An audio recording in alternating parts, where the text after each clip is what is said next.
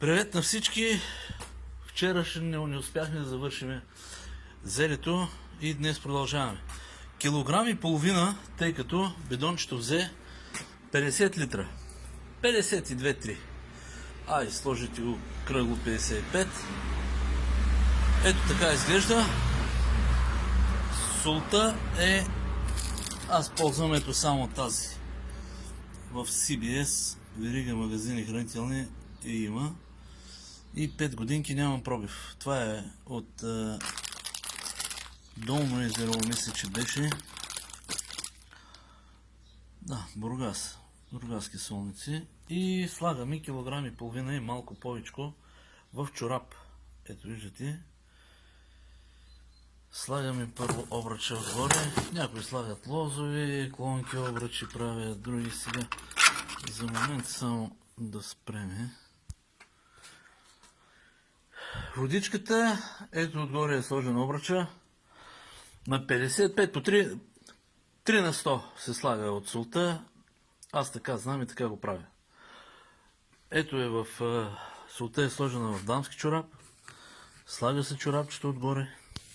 Чакайте да пане така, че... Ето. Поставя се и повече нищо не се прави.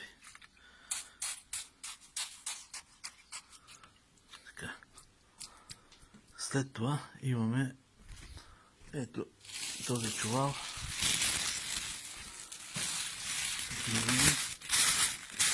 Ето отгоре покриваме така с чувал. Капака.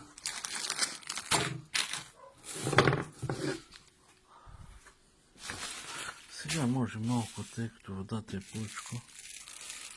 Може да прелее, но не е фатално, така че...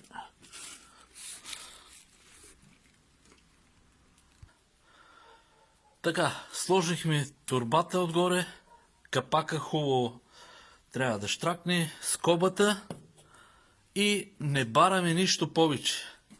Няма притакане, няма духане с маркучи, няма никакви такива гимнастики и упражнения, които да действат и на физиката, и на белите дробове, имайки предвид обдухването с маркучи. Каква е идеята? Идеята е следната, че когато отваряте и започвате да притакате, знаете, че чрез кислорода влизат микроорганизми, а това е фактора, по който да води до, примерно, ферментация, разваляне, а така по този начин го правите компост. Херметически затворено, не се отваря, няма как да влезе кислород и микроорганизми. Можете да имате зеле от ново до ново, т.е. може да ви издържи до, примерно, до септември, октомври.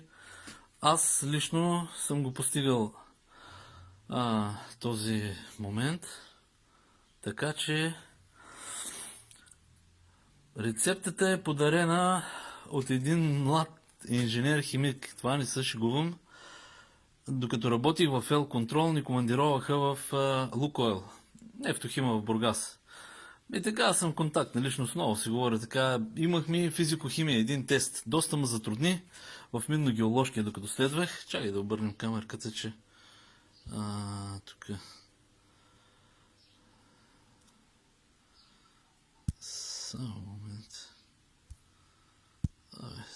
Телефончето ми нещо. Както и да е. Имахме тест по физико-химия и беше така доста трудничък. От приказка на приказка с това младеж се запрекавахме и искаш ли ти подаря една рецепта, говорихме. Явно това момчето е така, обича селския бит и всички неща, които са присъщи за нас. Повечето, които хора сме от село. Каза, това е рецепта, която е изпробвана и работи. Аз първоначално бях скептично настроен, но 5 години зелето го правя така и няма пробив.